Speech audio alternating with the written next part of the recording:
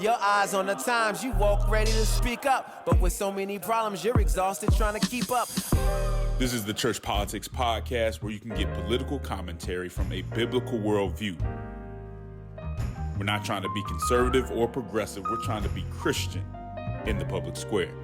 And I'm black as heaven. I'm made in God's image. Nobody can change my settings. Hey man, got off my knees and put an end to my search. It's easy to sell your soul when you don't know what it's worth.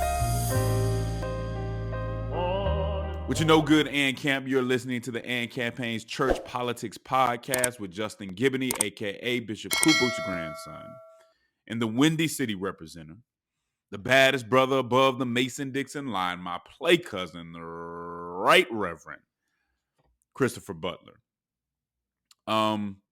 Chris, speaking of Chicago, I was actually in Chicago for not even 48 hours earlier this week.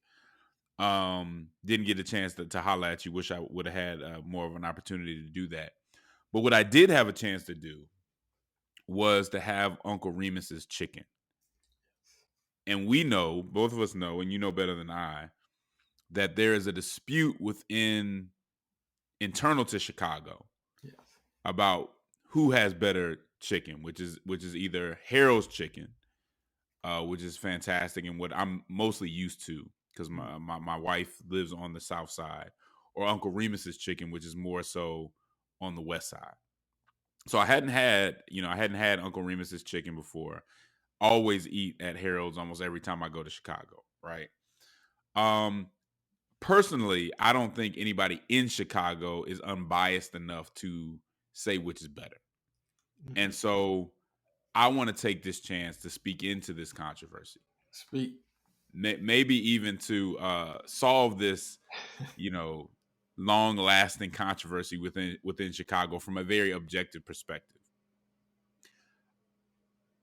I really love Harold's chicken. It's very few spots that are better than that. I did go to Uncle Remus's, and it was outstanding. It was great. Somewhat similar, but they are different, right? Different enough to you where you can tell the difference and all that stuff. And so what I want to say is, if someone were to ask me, is Uncle Remus better than Harold's? I would say that it's not worse. That they are both outstanding, and I wish I could come to a conclusion on that, but I'm gonna say it's not worse.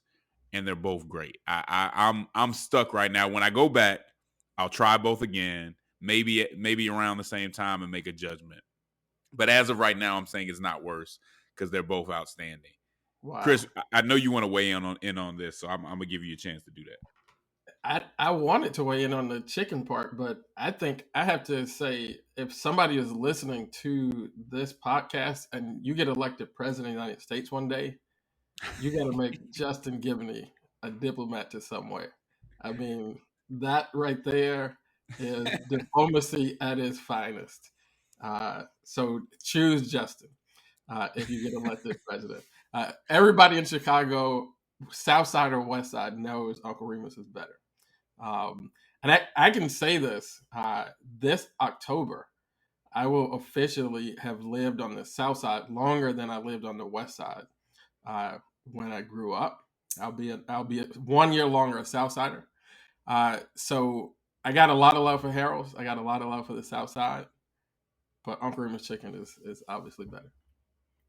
And you're saying everybody knows that. It's just a matter of whether you admit that or not. Some people are not able to admit it because of their various affiliations. So if I talk to my man Charlie Dates, if I talk to some other South Siders, you're telling me they know Remus is better. They just won't admit Remus is better. So you're questioning their veracity on this issue. If you find them in an honest moment, give them a safe space to share. That's safe space.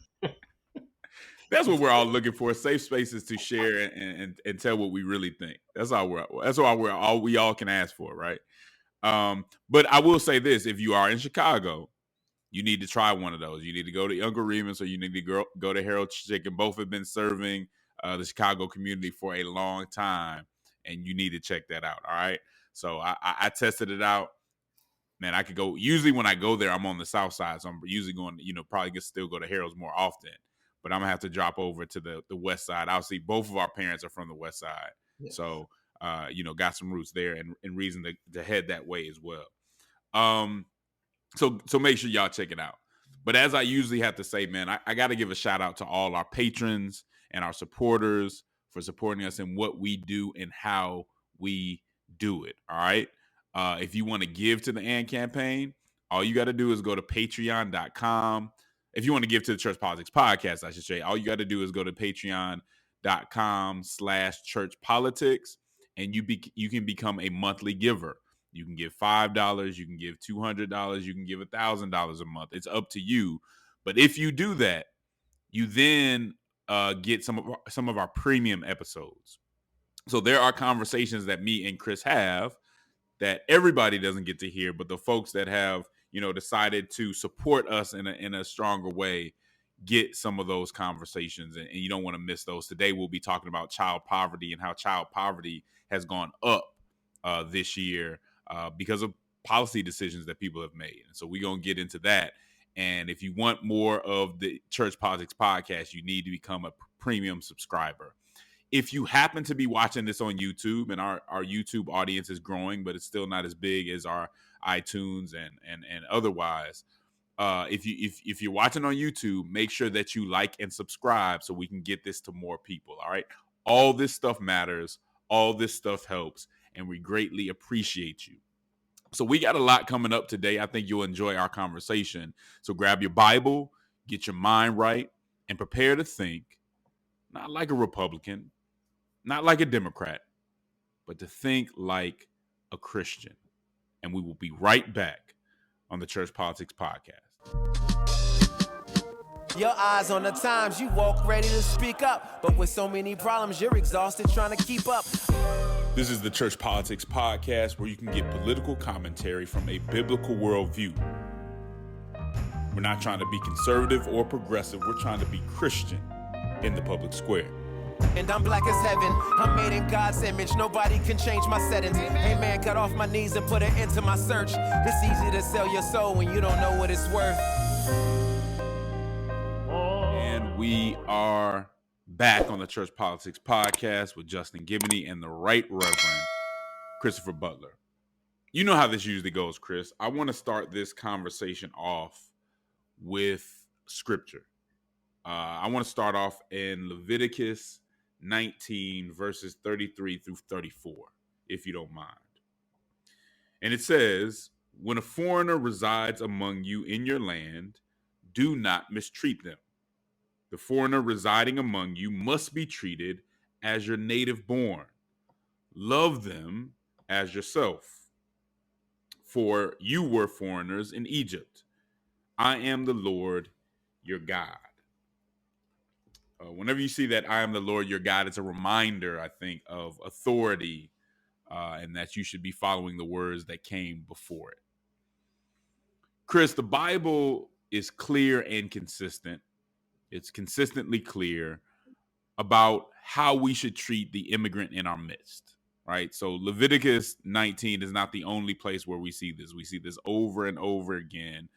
We are told to treat that they're supposed to be treated as our neighbors. And if they're suffering, that they're supposed to be treated self-sacrificially. The Bible restates that principle over and over again. It's all through the Old Testament. It's reemphasized as a principle by Jesus and so on, because I know some of you don't want to listen to the Old Testament. Y'all just want the red words. Well, even if you just follow the red words, which is problematic, you'll see it there too, right? This is something that's an ongoing theme within the Bible. So it should be clear to us that we're supposed to treat immigrants well, that we're not supposed to mistreat them. But here's the hard part of that for Christians, right? It can be somewhat complicated as we apply it. Must we ignore, and this is a quick question I got to ask you, Chris, must we ignore all practical safety and economic concerns as we follow that principle? Some would say, look, the truth of the matter is, if we're overwhelmed by migrants, then eventually we won't have anything to give. So the question is, can we put practical limits on this kind of charity? How do we consider innocent young lives that might be placed at risk, or might in one way or another, things may become lawless, the situation may become unhealthy, it may become financially unsustainable or otherwise destructive. Can we take that into consideration? Can we help within reason? Is there a place where if we go too far, it would actually be reckless? Okay. So I want you to keep what the scripture tells us to do very clearly and practical concerns in mind as you listen to what New York City Mayor Eric Adams had to say about the city's immigration issue. Okay, so listen to this video real quick with those things in mind. Support. And let me tell you something, New Yorkers. Never in my life have I had a problem that I did not see an ending to. I don't see an ending to this. I don't see an ending to this. This issue will destroy New York City. Destroy New York City. We're getting 10,000 migrants a month. One time we were just getting Venezuela. Now we're getting Ecuador. Now we're getting Russian-speaking coming through Mexico. Now we're getting Western Africa. Now we're getting people from all over the globe have made their minds up that they're going to come through the southern part of the border and come into New York City. And everyone is saying it's New York City's problem. Every community in this city is going to be impacted. We had a $12 billion deficit that we're going to have to cut. Every service in this city is going to be impacted. All of us. And so I say to you, as I turn it over to you, this is some of the most educated, some of the most knowledgeable, probably more of my commissioners and deputy commissioners and chiefs live in this community. So as you ask me a question about migrants, tell me what role you played. How many of you organized to stop what they're doing to us? How many of you were part of the movement to say, we're seeing what this mayor is trying to do and they're destroying New York City? It's going to come to your neighborhoods. All of us are going to be impacted by this. I said it last year when we had 15,000.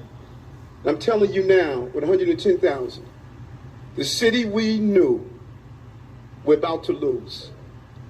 And we're all in this together, all of us. Staten Island is saying, send them out to Manhattan. Manhattan is saying, send them out to Queens. Queens is saying, send them out to Brooklyn. No, it's not the game we can play. Open the floor up. That was deep. That was a statement that you probably wouldn't expect to hear from someone on the Northeast of America, in the Northeast of America, from someone that's progressive, from someone that's a Democrat. And I want to go over a few things, Chris, that he said. He said, never in my life have I had a problem that I didn't see an ending to. I don't see an ending to this. This issue, and this is a quote, will destroy New York City. They are destroying New York City. We're about to lose the city we know. Now, Chris, this isn't a small issue. I mean, we might have some differences in how he said it. They are ruining, New York City. It's not all immigrants, but I'm sure he was upset.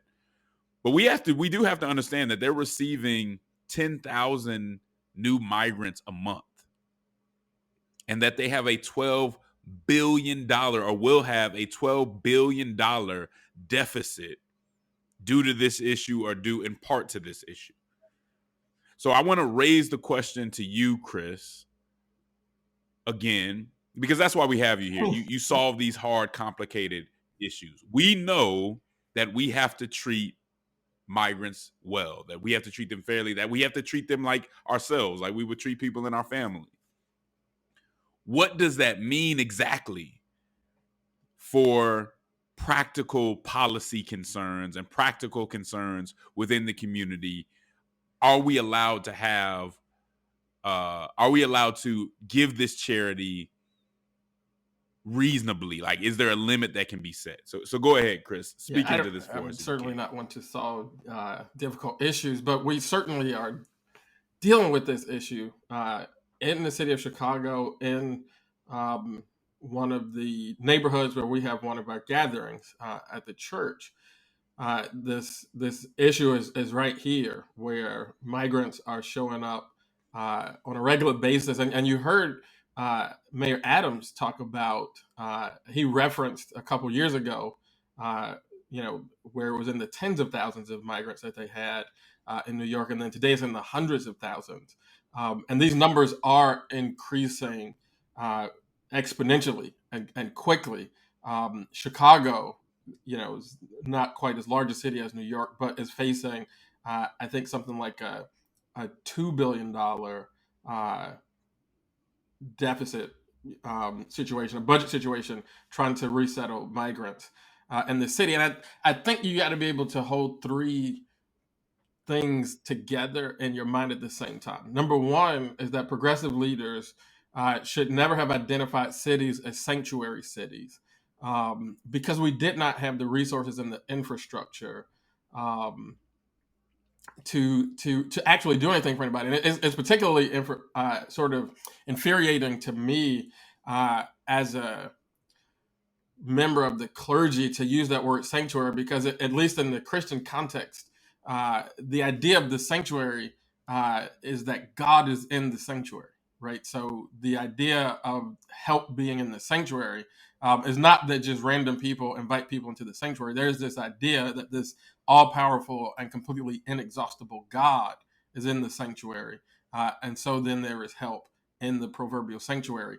We don't have inexhaustible resources. And so to say, I don't like homelessness. You live in a big city like Chicago, you see a lot of homeless, and it breaks your heart. But it would be cruel for me to go and pass flyers to folks and say, come over to my house and we're going to solve homelessness, because I've got 5 kids and one on the way. I used to be a relatively well-paid public affairs consultant, but the last 7 years I've been a pastor living on that salary. I don't have the resources and the infrastructure to solve that problem. And so to invite people into a space and suggest to them that you're going to solve that problem when you don't have the infrastructure and the resources to do so, that's cruel. At the same time, it's cruel to use people as political pawns, right? To me, for Republican governors to have started this thing of busing and flying people into other cities to make a political demonstration. To me, that is cruel and hugely problematic. But then, while I'm against both of those things, you also have to recognize that I think the church in these cities still have to do whatever we can.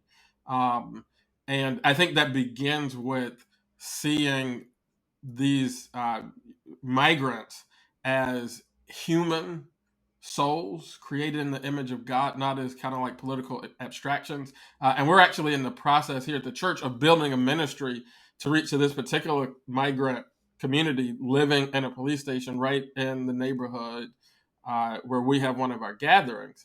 And I tell you, Justin, you go down there and you look at an 8-year-old girl, who sleeps outside every night, doesn't have a jacket or a coat, doesn't have proper food to eat.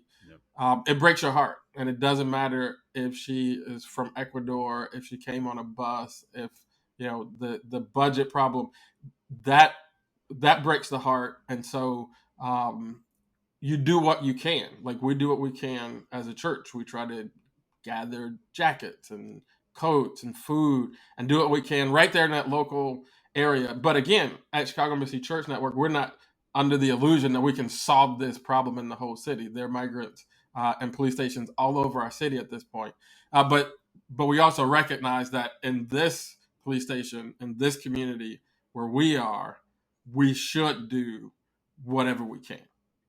So I think all of those things have to be able to exist in our minds at the same time.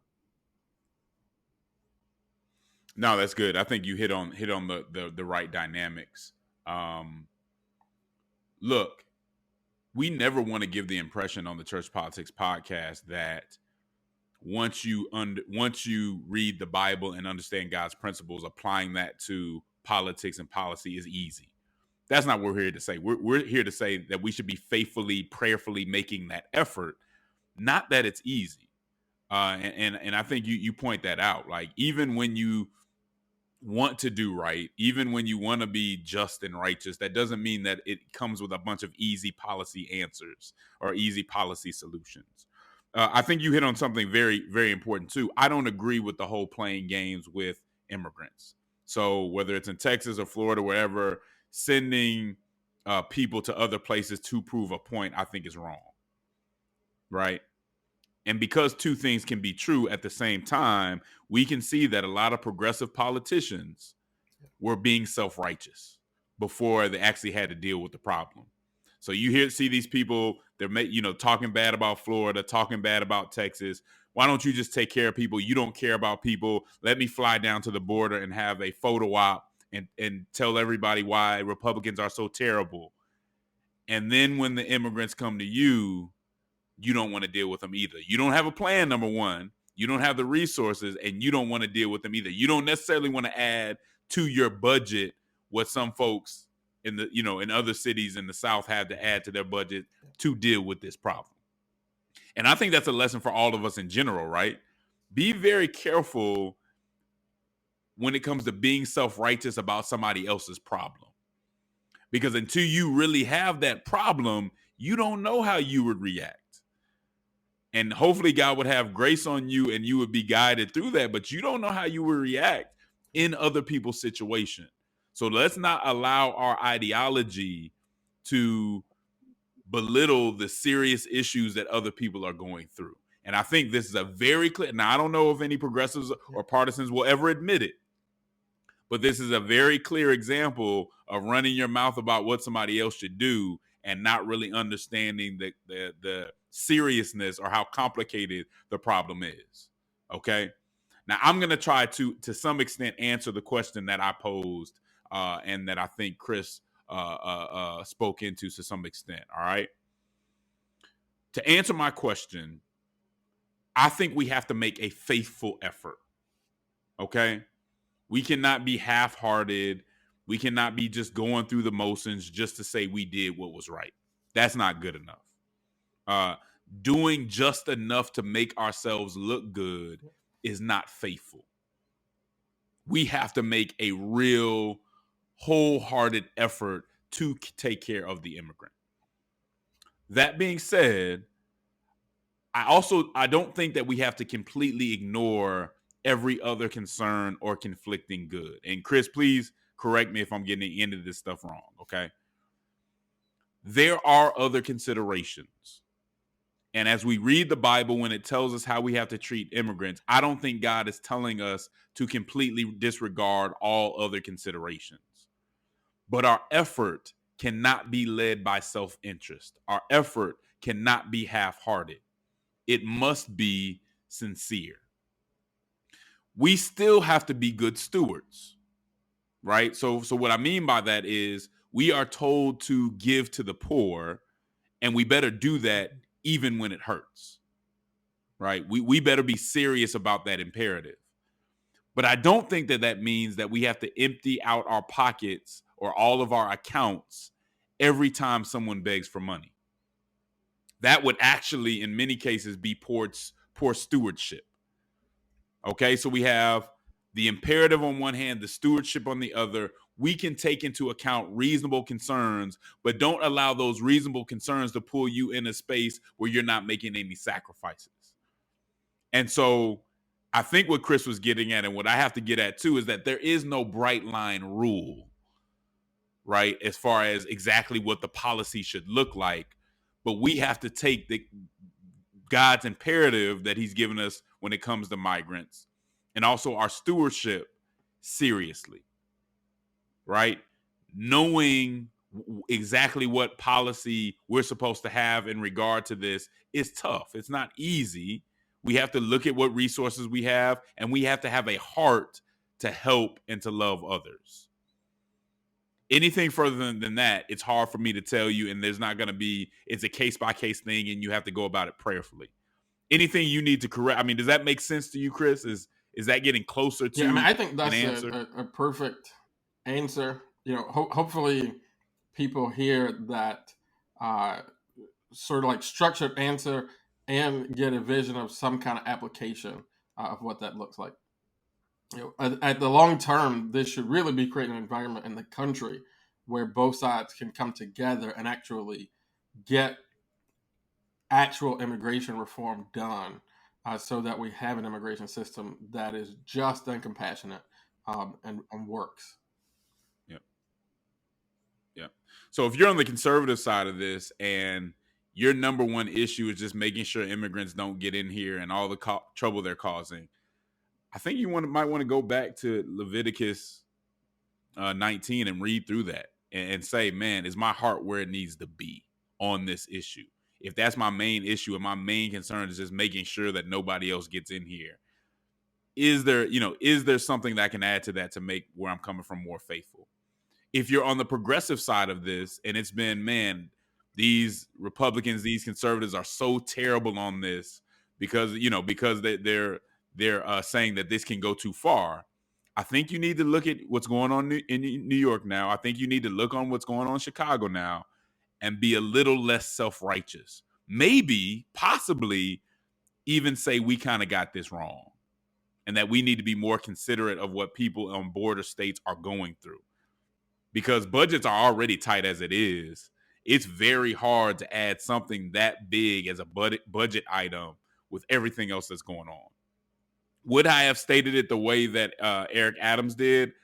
He was frustrated. I think he probably could have stated that better. They are ruining, that's just a little too much. It ain't everybody. Some of these people are really struggling, but he's frustrated and he's looking at the budget and saying, y'all ain't going to like what I'm going to have to do if this does not change. And that's reality. Anything else, Chris? This is a good segment. Hopefully, we can get more folks in a lot of different cities around this country thinking together about this so you can get to a larger solution that really actually solves the problem and not continue to play these games. That is real. We will be right back on the Church Politics Podcast. Your eyes on the times, you walk ready to speak up. But with so many problems, you're exhausted trying to keep up.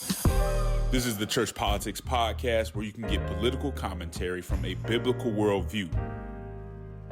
We're not trying to be conservative or progressive. We're trying to be Christian in the public square.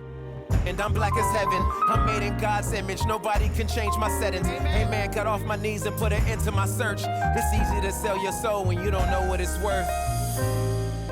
And we are back on the Church Politics Podcast with Justin Gibney and the Right Reverend Christopher Butler, as always, brought to you by the AND campaign.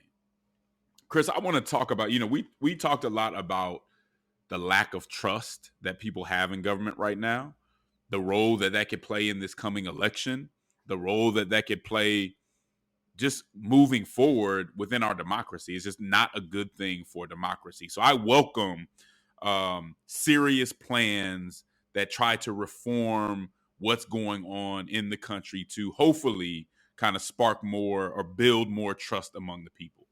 And I think Representative Ro Khanna, who is a congressman out in California, I think he represents the area that is, where is he at? I think he's in like the San Francisco area.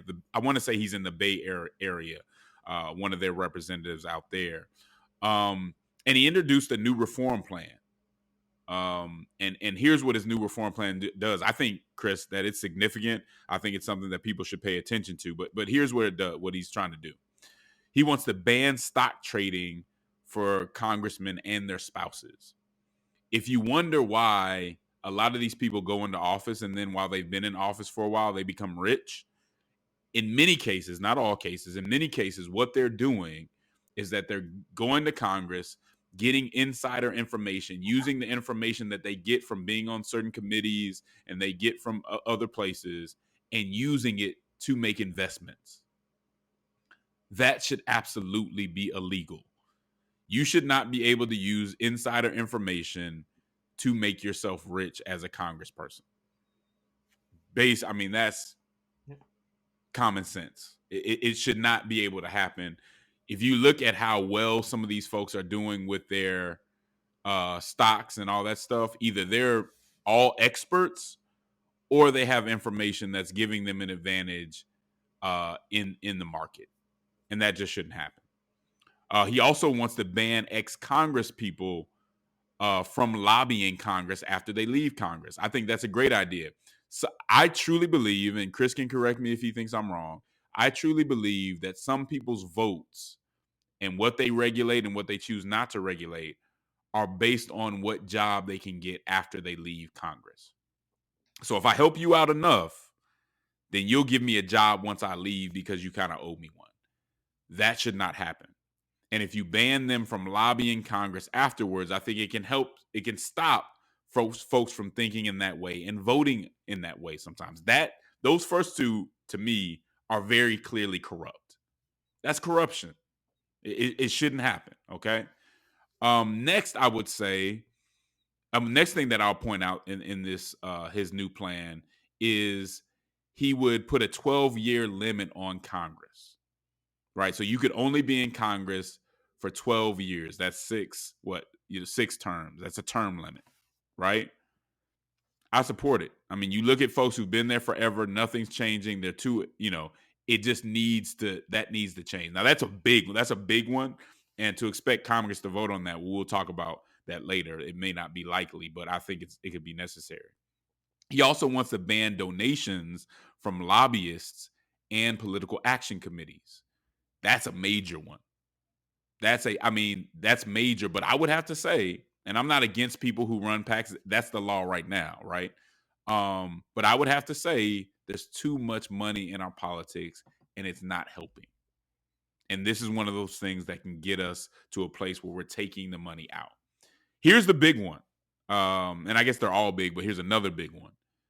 He wants to limit the Supreme Court justices to 18 years on the bench. I don't know that that's unreasonable. One can become out of touch from being on the bench over 20 years or more. So that's reasonable too. And Ro Khanna has asked Joe Biden to adopt what he calls anti-corruption plan. Now, I want to ask something to partisans. So to my Democratic partisan friends, if the Democratic Party is as benevolent as you say, why won't they immediately accept and pass all or most of these reforms? Something to think about. To my partisan Republican friends, if the Republican Party is as righteous as you say, well, they should be ready to immediately accept or pass all or at least most of these reforms. And if they don't, if they play around with it, if they just give it lip service but don't actually move on it, what does that say? Could it possibly say that the critics on the other side of the aisle have a point on some of this stuff? Is there corruption on your side? I know some of you don't want to believe that there's any corruption on your side. I would beg to differ. But here's what Ro Khanna had to say about why he's trying to push this forward. It's a quote out of the Huffington Post. He says this: "There is a sense on both the left and the right of a crisis of confidence in our institutions, whether that is the Congress or the executive branch or the court. That level of anger has led to a rejection of politics, a sort of anti-politics, which has created an opening for all kind of demagoguery and sensationalism to fill the void. Unless the Democrats offer a bold vision of reform that we campaign on and deliver when we win, it's going to become harder and harder to prevent sensational and demagogue type of figures from filling the void." He also said that he welcomes an incremental approach to his vision. And let me just say this, Chris, and I'll pass it to you. Congressman Ro Khanna is a Democratic socialist. So he and I probably have some very serious disagreements on economics and on social issues. But I think this is the new brand of leadership that we need. That doesn't mean that we should pass all his policies, prescriptions on everything else, but he's trying to get something done, and he knows that the status quo is unacceptable. And we have too many people in the Senate and in the House of Representatives that don't think that the status quo is unacceptable, that benefit from the status quo, and they need to go. We need more people in both parties with this mentality, and that's my thing. I'm not focused on supporting all of his policy. I think that mentality would be helpful for Congress and our government in Yeah, general. I What do you I think? certainly think that the mentality represented by the policy, is exactly the kind of mentality and exactly the kind of um, thing that we need to see legislated. I think that if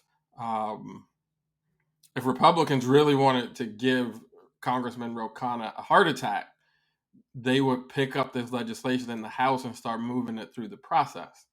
Um, you know, I don't think that we're going to see President Biden pick this up and make this his campaign platform, even though most of these things that are included are um, pretty common sense and very well liked among the electorate. I don't think we'll see that. I don't think that we'll see, Congresswoman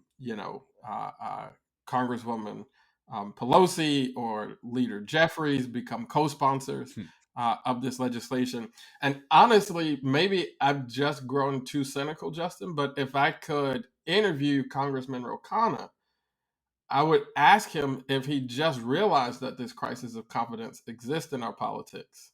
And if he just realized, he went to a conference and heard about these policy proposals, because these are things that people have been talking about for a long time. And it is curious to me that he would introduce this legislation when the Republicans controlled the House of Representatives, when he was in the Congress for 5 years, when the Democrats controlled the House of Representatives, and he did not introduce this legislation. So, I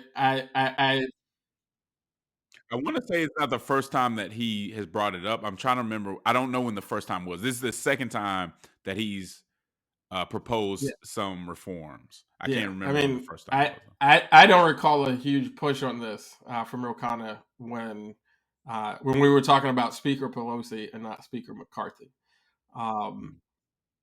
Yeah, but I will say he calls out does. Democrats, and he says we need to Ro make this Khanna part of our does. campaign. And I would agree. I think both parties should say, if we really made this part of our campaign and carried it out, that's foresight. That's saying, hey, we want to be the party that you can trust to do major things. But like you said, you don't expect that to happen from Biden, Pelosi, anybody on the Republican side, in Congress, and and I they're don't even leading expect over there. So to me, I think the thing that I would, I don't know that we probably won't get to do this, but if I were talking to Congressman Ro Khanna, I would ask if these are the fundamental things. I used to be a part of an organization. It doesn't exist anymore, but in the late 2000s, called Fix Congress First.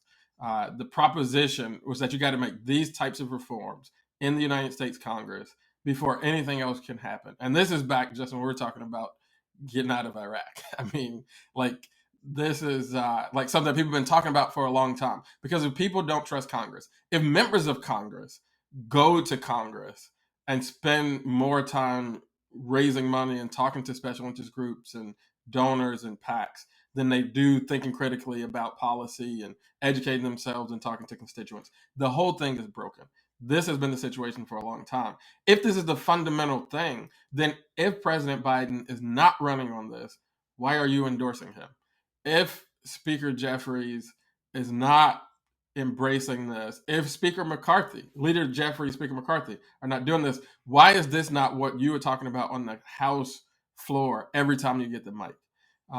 It just feels like to me that this could possibly be, I'm not saying that it is, that this could possibly be sort of this sort of exercise in talking the right way, but never really using power behind it to actually move people off the dime.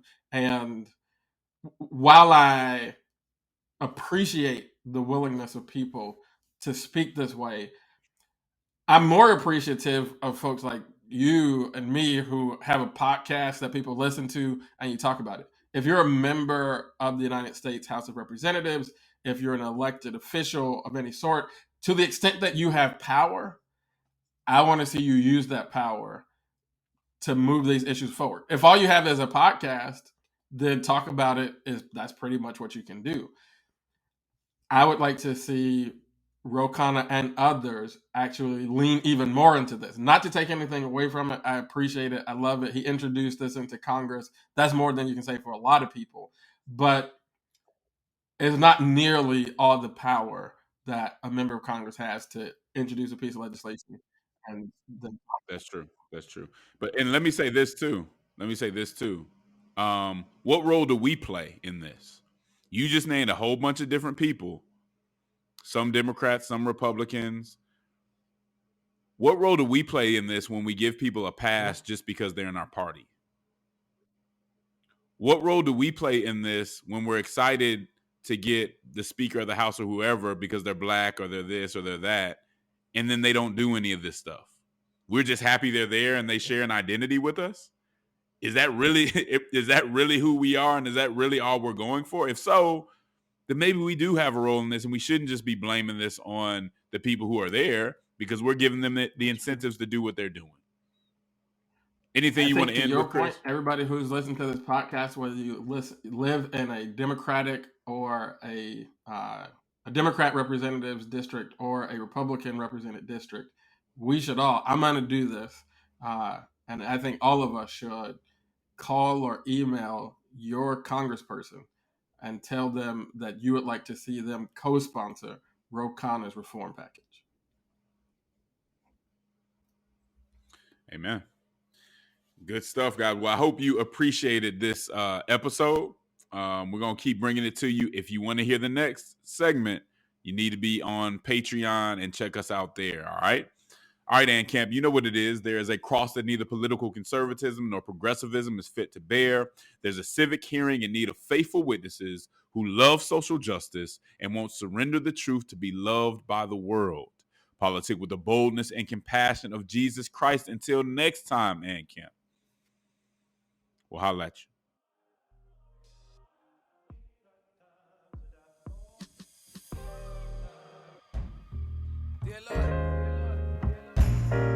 Dear Lord,